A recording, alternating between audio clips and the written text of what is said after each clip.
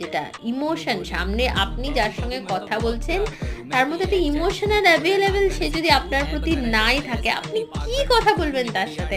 আমি এটা খুব মানে মিস করি মানুষের মধ্যে।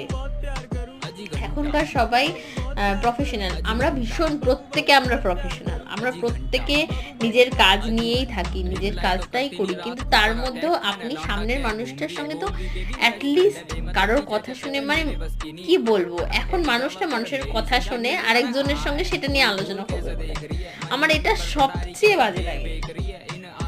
আপনার যদি, মানে আমি খুব দুঃখের সঙ্গেই জানাচ্ছি, মানে আমার নিজেরই পরিচিত কয়েকজন আছে।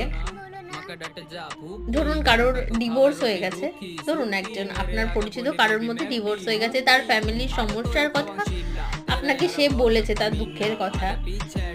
তো তার পারমিশন না নিয়ে আপনি সেই কথাটা আরেকজনকে বলে দেবেন?